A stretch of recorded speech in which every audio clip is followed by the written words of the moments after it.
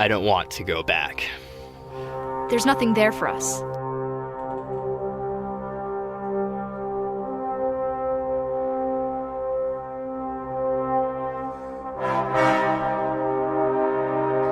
SpaceWyz, Episode 7. Or 4. Or 5.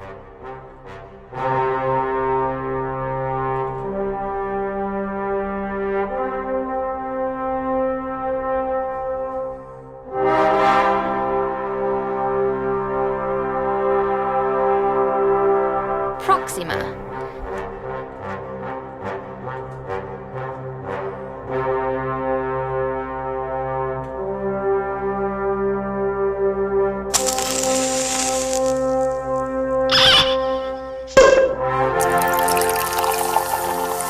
Liftoff of SpaceWyz. No countdown?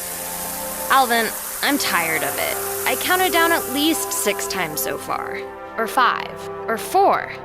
That's your job. Leave it to me. So, the starship is now ascending into the high... I don't think it will ascend. It'll leave right from low Earth orbit, or cislunar orbit. No way to launch a starship from the surface. okay, don't interrupt. Right. The starship is slowly undocking as it leaves for its grand trip, with 2 passengers to reach the closest distant world, Proxima. Are you happy? That was perfect, thank you. Anytime.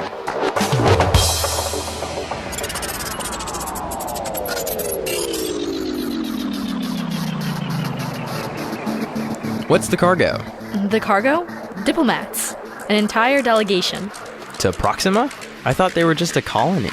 Yes, they are. They still have to pay taxes to Earth. A wild guess. They won't pay. No, they won't. I totally understand, though. They're 4 light years from Earth. Why would they pay taxes? There are several reasons. They use terrestrial spaceships, machinery, tech, relays. Everything was built by us. It's the people that count, not the machines. You're not paying attention. I just said that this is the main problem. What? There are no people. It's Proxima. It's Proxima. Proxima. Ah, yes. Proxima. It's all AIs. Robots. We build them. Well, they are only technically machines, but they are still conscious beings. Spaceships, relays, mining machines. Wait, who's their governor now? The spaceship? And they don't pay taxes? Not even the vacuum cleaners? If you were a conscious vacuum cleaner, it wouldn't be so funny. No, they keep the money from the Proximites they sell to Earth. Now, that's really funny. Why do AIs need money? To buy things, obviously. Things only Earth has. Why do people trade with them? You'd be surprised. Because they have money. Or Proximite.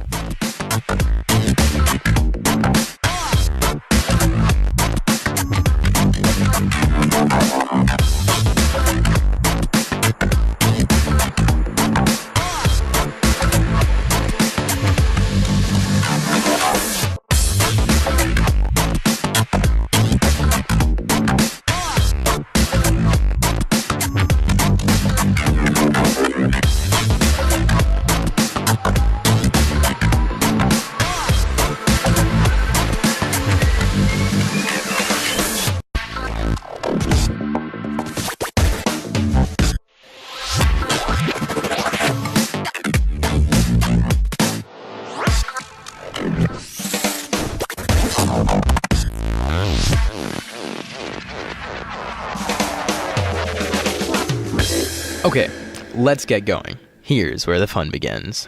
Go strap yourself in. I'm going to make the jump to Lightspeed. Ladies and gentlemen, we prepare for the jump to Lightspeed. Please make sure one last time that your seatbelt is securely fastened. Thank you, and enjoy the jump. Okay, 1, 2, now.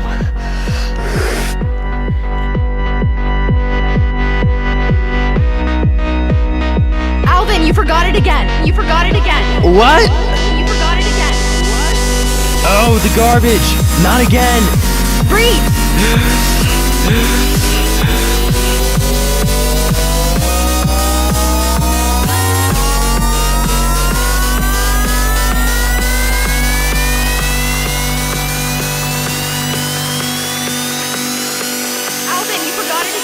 What?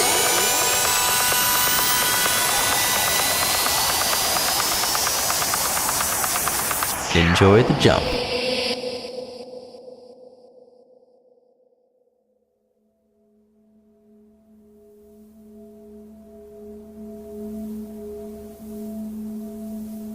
We are at 0.1 light speed. The future becomes past so fast. We're at point 2 light I wonder what speed. Nora is musing I about. told Alvin 1,000 times to dump the garbage before we jump. I hope he'll remember next time. 0.3. It's so expensive. It's so sad to be light. Photons pass by all the wonders of the universe and won't even notice. They don't know time. They don't even realize that they have been born and whoop, are all dead. Billions of years in a moment. Even less. Actually, I think I can recall my whole life in a single moment. Time is buried into myself, second by second. Time is imprinted into me. Imprisoned. No way out, just in. Point 4. I hope it doesn't fall into pieces. Hey, what's that bluish star? It's just exploded in front of my eyes. So, where was I? Oh, I can't remember. My brain should also have a rewind button. Or a forward would be even better. Or, on second thought, that's actually a terrible idea. 0.5. Blue. Were there planets? Little words. Does she have little words in her mind? An entire space-time of its own. And all those other people, they're all planets where you can never land. You can't even see. Point 6. There's no easy way. There's no fast way. You have to live each moment one by one. If you go too fast, you miss everything. Slow down. 0.5. That planet here. For example, this planet. Like soaking in the Titan rain. What else? Pan-galactic. I like that. And music. If we would reach light speed, all music would stop. Point 4. The color of stars slowly returns. But you can't have everything. You are not the universe, just a small part of it. Point 3. So many closed universes. I know there are trees there, forests, ocean, sunshine, shadow, caves. I just don't know how does it feel to be there. To be a forest. To have a forest inside you. And how to get there. How to see it. How to wake up. Point 2. We just passed over 4 light years. All those planets, and I don't even know their names. They can't be in all places at once. I have to choose a place to live. I have to choose my land where he can come, that I can share, that I can show him. Point 1. Even me, or the many me's. I can't even reach my yesterday self.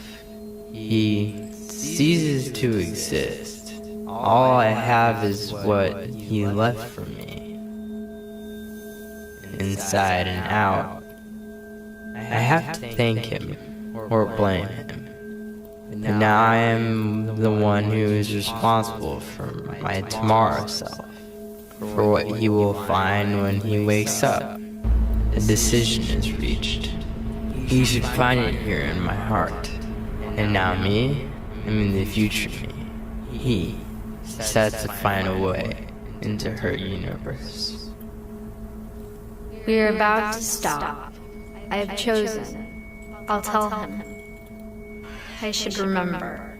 We are about to stop. Please let me remember this time. I have chosen. I'll tell her. I should remember. Please let me remember this time.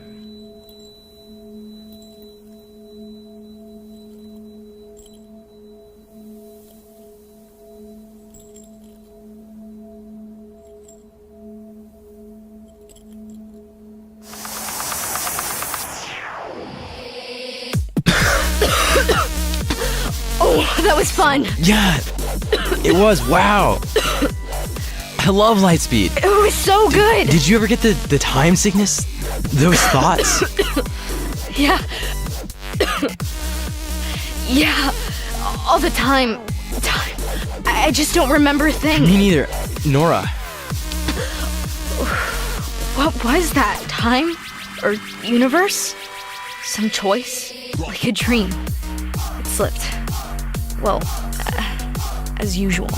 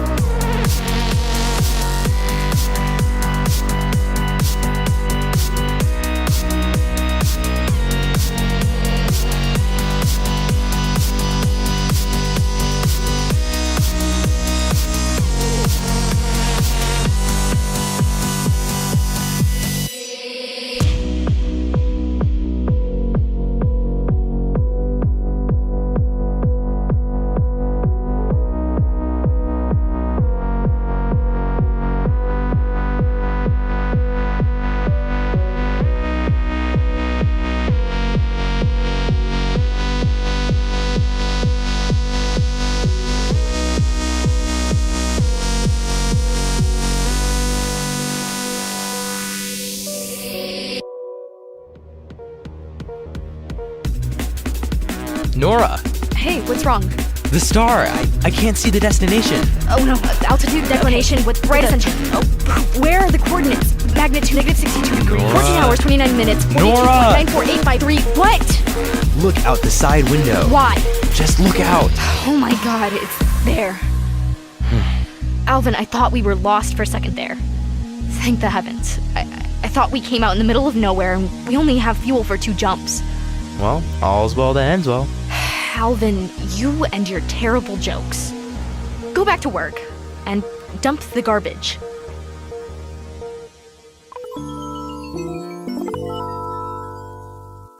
Oh, it's still days until we land. Well, you can't jump out of hyperspace in the middle of a planetary system. I know, the Phoenix asteroids. Yes, and other things. Yes. Did you say something? No, it's only 2 more days. 2 days. And nights, too. What are you getting at? Nothing. It's just so long. Yes, so long. And boring. Do you want a flat tire or something? Are we there yet? No, not yet. But we are getting closer. We are braking. Yes. Braking for 2 days. That's how it works. If you speed up for 2 days, you have to brake for 2. This is space. Space. It fills everything. Space? Technically, it is nothing. How can it fill everything? Space-time. Space-time, yes. Dark energy, yes. Space fills space-time, you know? Space fills space-time? I'm not sure I follow you. Never mind. It's all good. 2 days to fill. And 2 nights. You already said that. Yeah. So Nora, Yes, Alvin? what can we do to combat total mind-numbing boredom? Play suitcase? Suitcase. Yes. So we have a suitcase. I put something in. Okay. And then I pass you the suitcase, and now you put something in. But you also tell me what was already there. So I put... Okay, let's start. I open the suitcase. I put in this hollow ring. But how are you going to drive without your hollow ring? In your imagination, Alvin. Now you put something in. Okay. And first say what's already there. Your hollow ring? Good. And add stuff. Okay. I put in my hollow ring. Oh no, Alvin, put in something different. But if you could just put in your hollow ring, why couldn't I... Alvin, just choose something else. Okay. I put in...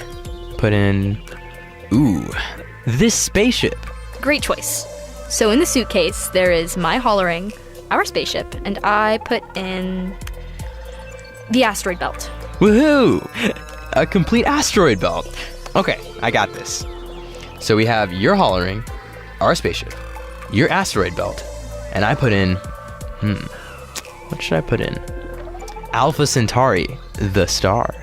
Okay, Alvin. So there is a hollow ring, the spaceship, the asteroid belt, Alpha Centauri, and I add my Mars rock. That's technically already in, since it's in the spaceship. Okay, then I will add Africa.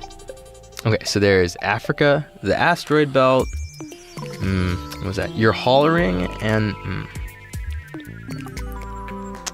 I can't remember. Okay, you lost. We can close the suitcase now. I lost. Return match? No, not now. I'm tired. Put in some music?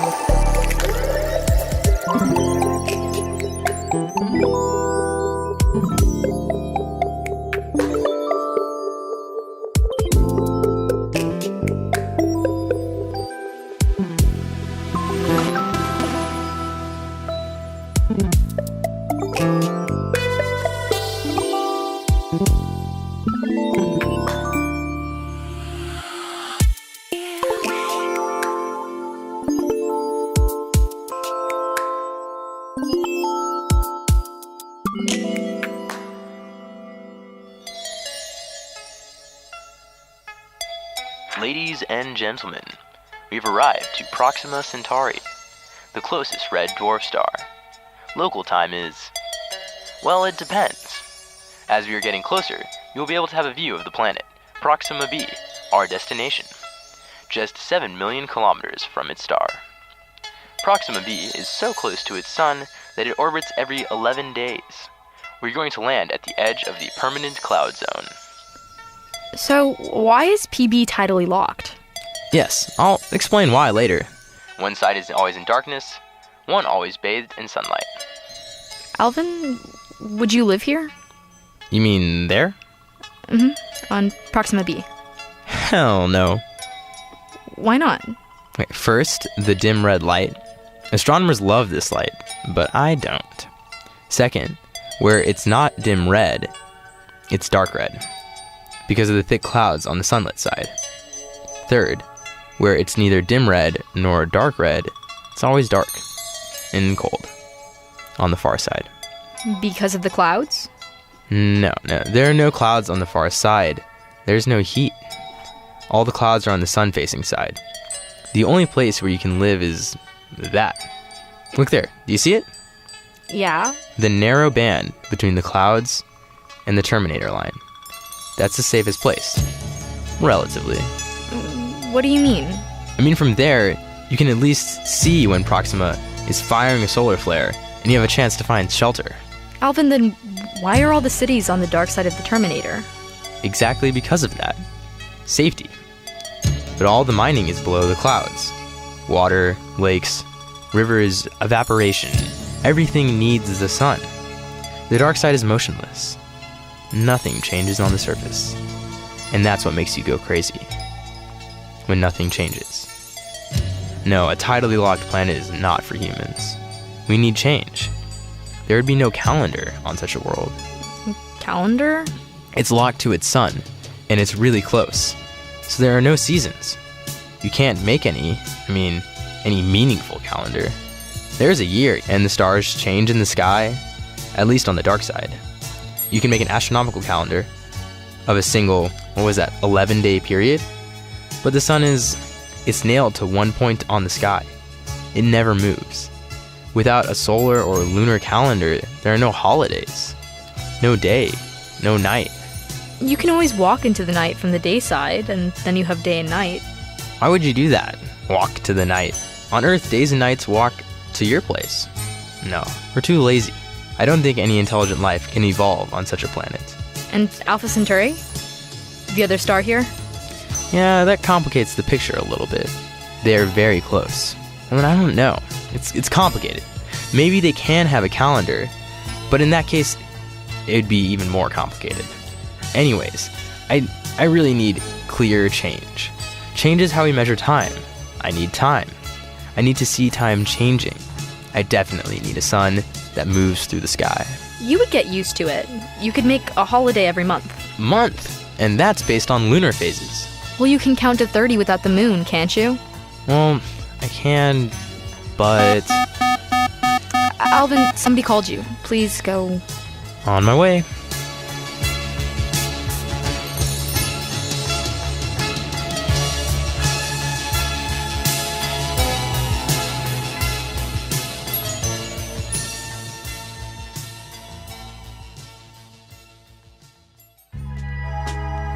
What was that? Oh, just one of the passengers.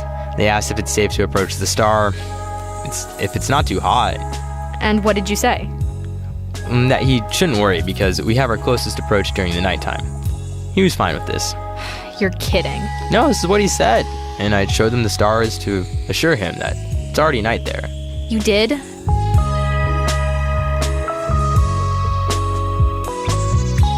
Did you ask what exactly is their mission? No, I guess it would take too long for a negotiation to wait 4 years for each response. So they have to go there. That makes sense. But I have seen some tech people here. You know, tech people going to Robot Land. Yes, tech people. So what's your point? Alvin, why would you send tech guys to Proxima? Why would I? To reprogram them? Oh, that's totally impossible. That would start a war. The excavators would defend themselves. Oh, don't tell me about excavators. Did you have intelligent excavators? No, robots were not allowed in our sector. They were all manually operated. Well, we had them. A lot. It's funny to chat with those guys. They have a kind of crooked reasoning. I remember I once showed Tin. He was one of the harvesting machines on our farm, and he was my best friend at the time. So Tin and I once showed him a music track that was very popular at the time, a turbo-powered ballad, and I asked him what he thought about it. And what did he say? That it's pretty. Uh-huh. It's pretty. He talked about the rhythm, the pitch, the contour, the timbre, and what else? The tempo, separately. You know? I am rhythm, I am music. What a feeling. Exactly. And he said that on the whole it sounds pretty. No feelings. I have feelings. It's funny because they have an emotion processor. They have 10 gigahertz central chip, so they can keep track of time, aka tempo.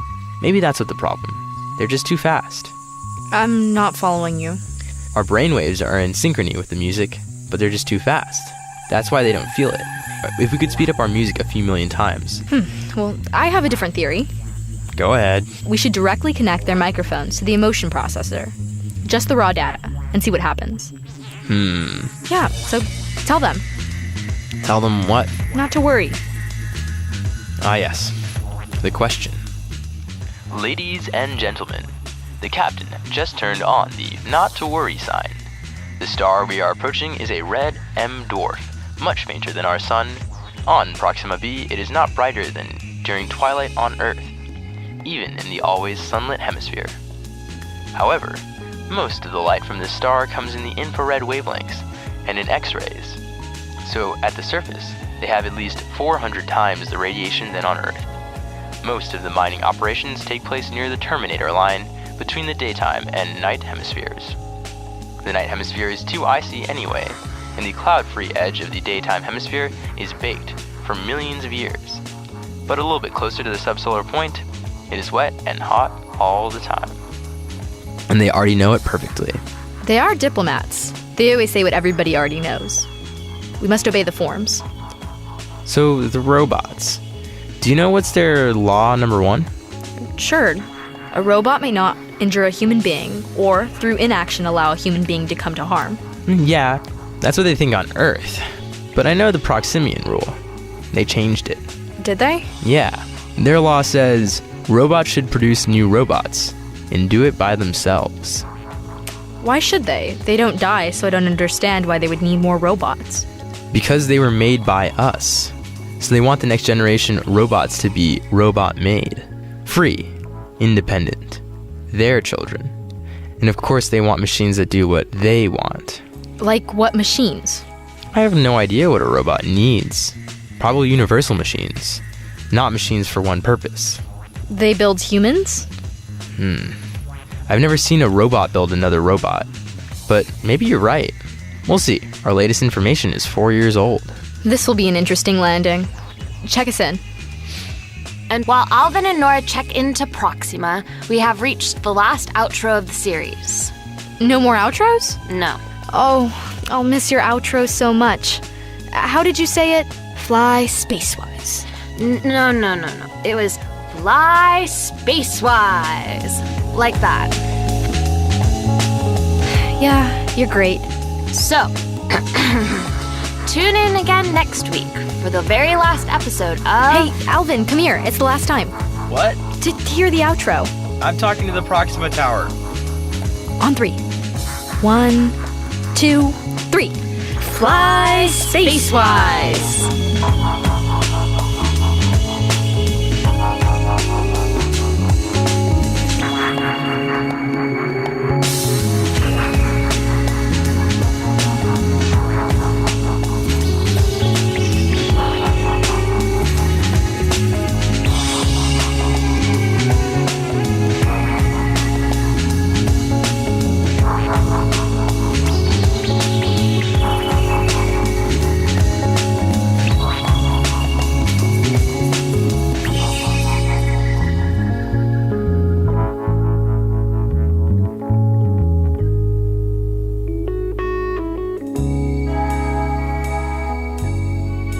SpaceWyz was created by Steve Hayter and Lizzie Nielsen, and played by Akshay Jaggi and Christina Correa.